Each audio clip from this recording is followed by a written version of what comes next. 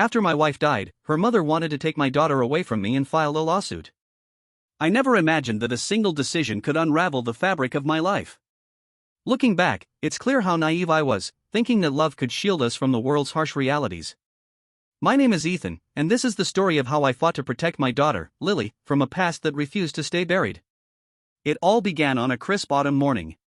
The kind where the air is filled with the scent of fallen leaves, and the world feels momentarily at peace. I was sipping my coffee, watching Lily play with her toys, her laughter echoing through the apartment. Those moments were my sanctuary. But peace is often deceptive. A knock at the door disrupted our morning routine. I opened it to find a woman in her early 50s, impeccably dressed, with a stern expression that could freeze time. "Mr. Carter?" she inquired. "Yes," I replied, puzzled. "I'm Margaret Thompson, a social worker. May I come in?" Confused and slightly alarmed, I stepped aside to let her in. She surveyed the apartment with a practiced eye, noting every detail. "I'm here regarding a report we received about your daughter's well-being," she stated. My heart sank. There must be some mistake. Lily is well cared for. She nodded, taking notes. "I understand, but we have to follow up on every report." After a thorough inspection and a series of questions, she left, leaving behind a storm of uncertainty. I couldn't fathom who would report us. Our lives were simple, quiet. I worked from home as a freelance writer, ensuring I was always there for Lily. Her mother, Julia, had passed away shortly after childbirth, and since then, it had been just the two of us. Determined to uncover the truth, I reached out to friends and neighbors, seeking any information. It was Mrs. Jenkins, our elderly neighbor, who provided a clue. "I saw a woman lurking around your building last week," she said. "She looked out of place, kept glancing at your windows." A chill ran down my spine. Could it be Julia's estranged mother, Isabel? She had disapproved of our relationship from the start, blaming me for her daughter's choices. I decided to confront her. Driving to her suburban home, memories of past confrontations flooded my mind. Isabel had always been controlling, her love conditional and suffocating. She opened the door, surprise flickering in her eyes. "Ethan," she said coolly. "Did you report me to child services?" I asked directly. She raised an eyebrow. "I'm concerned about Lily's upbringing. A child needs a stable environment. She's happy and healthy. You have no right to interfere." "I have every right. She's my granddaughter." Realizing the futility of the conversation, I left, anger and fear intertwining within me. Days turned into weeks, with more visits from social workers, each more invasive than the last. The pressure was mounting, and I feared losing Lily. Seeking legal counsel, I met with Grace Norwood, a seasoned family lawyer. "Your best defense is a strong offense," he advised. "Document everything, gather character references, and prepare for a custody battle." I followed his advice meticulously, compiling evidence of my parenting, from medical records to testimonials from friends and teachers. The court date arrived, and I stood before the judge, heart pounding. Isabel lawyer painted me as an unfit father, citing my freelance work as unstable and my lack of extended family support. But when it was my turn, I spoke from the heart. Lily is my world. Every decision I make revolves around her well-being. I may not have a traditional setup, but our home is filled with love, stability, and care. The judge listened intently, reviewing the evidence. After what felt like an eternity, she delivered her verdict. "Mr. Carter, you have demonstrated your commitment to your daughter's welfare. Custody remains with you. Ms. Thompson, I advise you to seek family counseling before pursuing further action." Relief washed over me, but I knew this wasn't the end. Isabel's obsession wouldn't wane easily. As I left the courtroom, Lily's smile greeted me, a beacon of hope amidst the chaos. I vowed then to protect her, no matter the cost. Margaret didn't stay long, but the damage had already been done.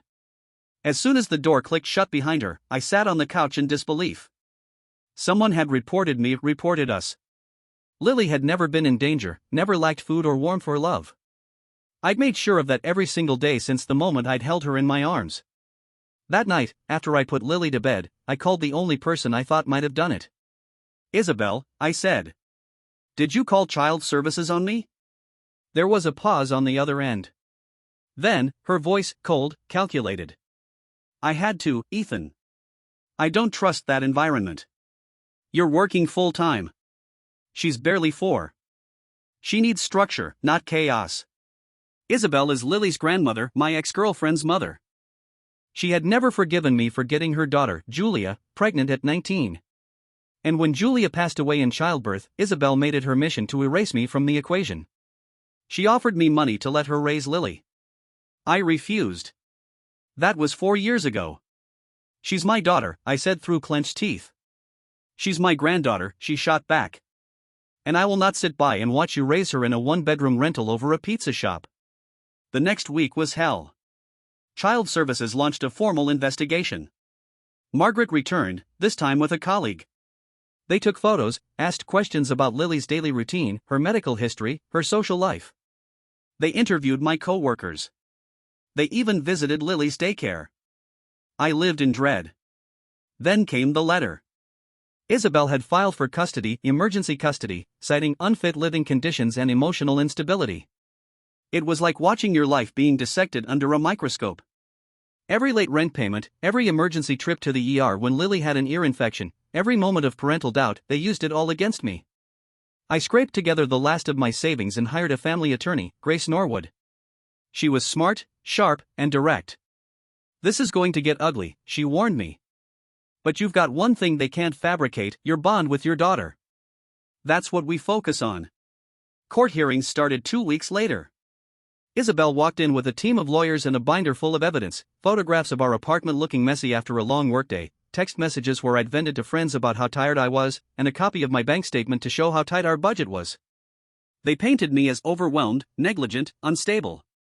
But Grace pushed back hard. She showed Lily's pediatrician records, letters from her daycare teachers praising her emotional growth, even drawings Lily had made that depicted our little family, just her and me, hand in hand. When I took the stand, I was terrified. But I told the truth. About how I wake up 2 hours early every morning to make Lily's lunch. About the bedtime stories, the piggyback rides, the lullabies. About the guilt I still carried for Julia's death and how every single day, I tried to be enough for the child we brought into the world. Isabel didn't flinch. But I saw something shift in the judge's eyes. After court, Grace and I stood in the hallway. You held your ground, she said. Now we wait. The wait for the judge's ruling stretched on like a slow-burning fire. Every day felt like walking a tightrope.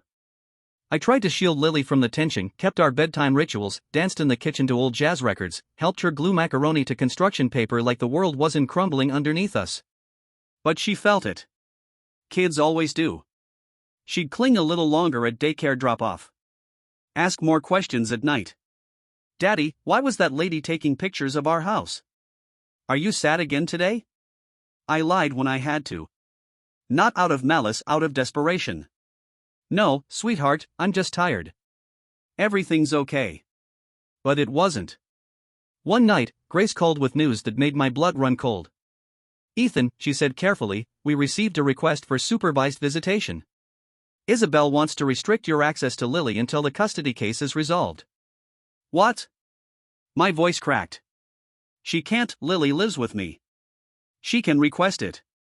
And with the evidence she's presenting, a judge might agree. I hung up and sat in silence.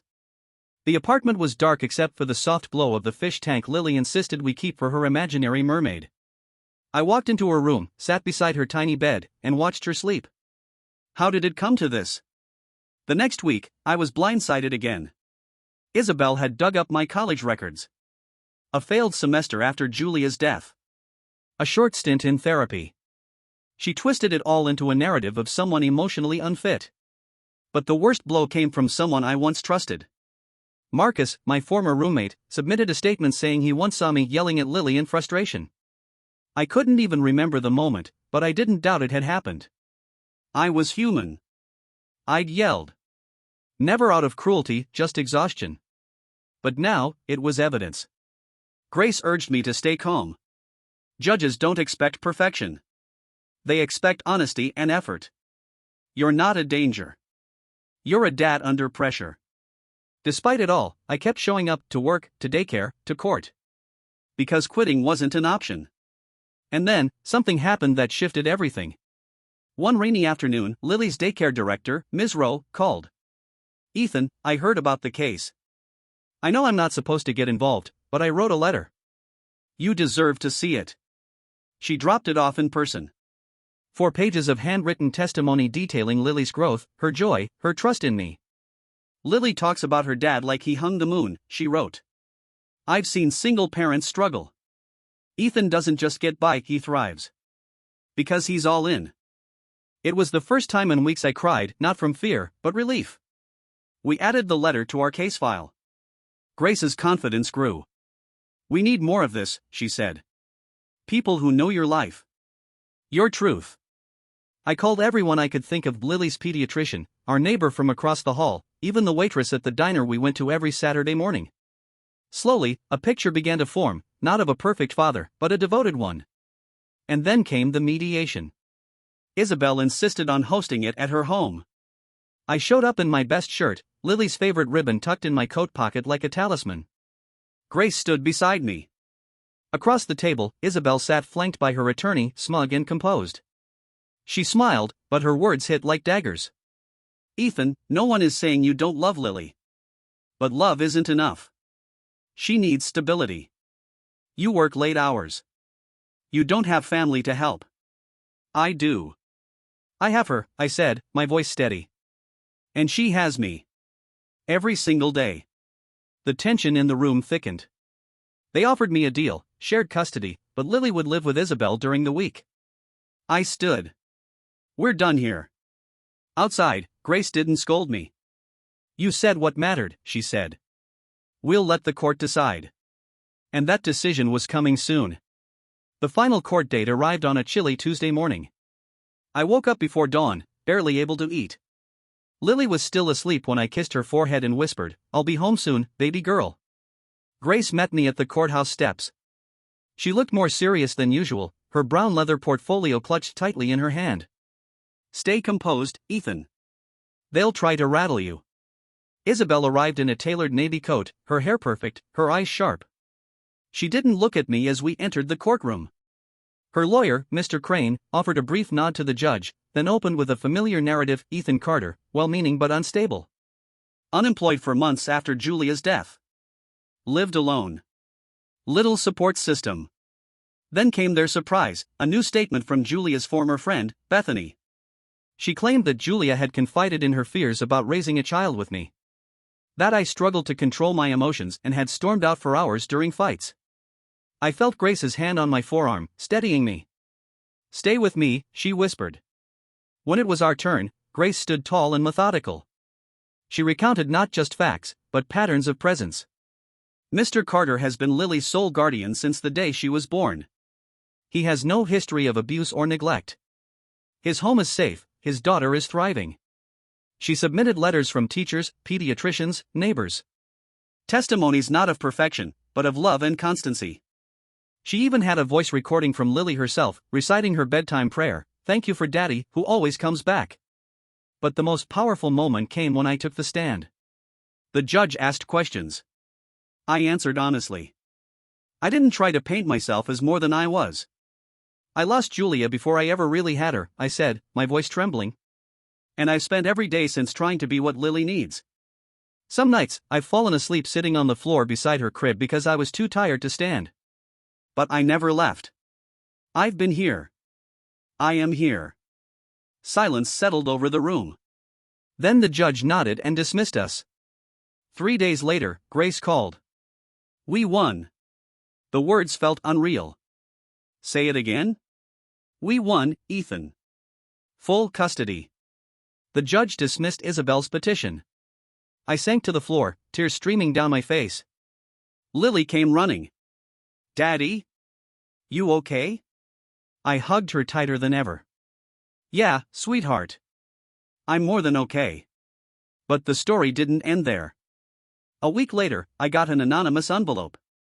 Inside was a series of emails between Isabel and Bethany, proof they'd conspired to twist the truth for the court. Grace forwarded them to the judge. Isabel was sanctioned. Her visitation privileges restricted until further notice. The court formally reprimanded her attorney for ethical violations. Justice didn't erase the wounds, but it cleaned them. Lily and I began healing. Slowly. Day by day. I rearranged my schedule to be home earlier. Grace helped me file paperwork for a co-parenting support group. Ms. Rowe at daycare offered to tutor me in early childhood development on weekends. And then one evening, after we'd finished building a wobbly Lego tower, Lily climbed into my lap, looked me in the eyes, and said, "I'm glad I'm yours." It wasn't a victory speech or a court ruling. It was everything. 6 months had passed since the judge's gavel struck, granting me full custody of Lily. The days that followed were a blend of relief and apprehension. The legal battles were over, but the emotional scars lingered. I decided it was time for a fresh start.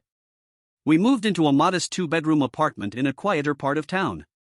The building was old but well maintained, with a small park nearby where children played and neighbors greeted each other with warm smiles. It was a stark contrast to our previous neighborhood, and I hoped it would offer Lily the stability she deserved. Lily was ecstatic about her new room. We painted the walls a soft lavender, her favorite color, and adorned them with glow-in-the-dark stars. She arranged her stuffed animals meticulously on her bed, each one assigned a specific spot.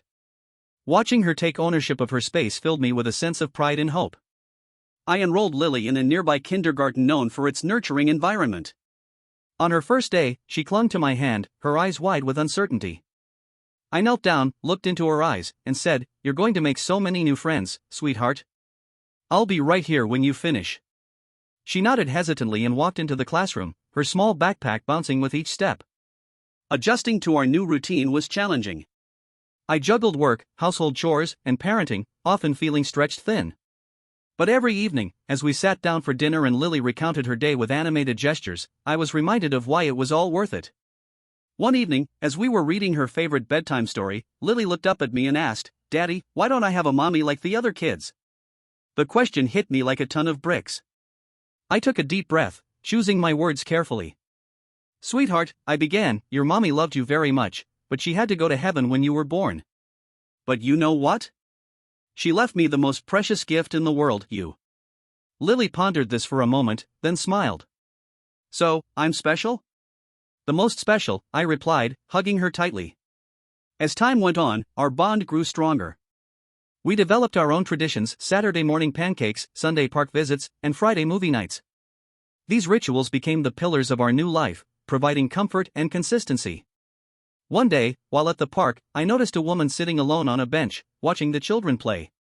She seemed familiar, and as I approached, I realized it was Julia's sister, Emily. We hadn't spoken since Julia's funeral.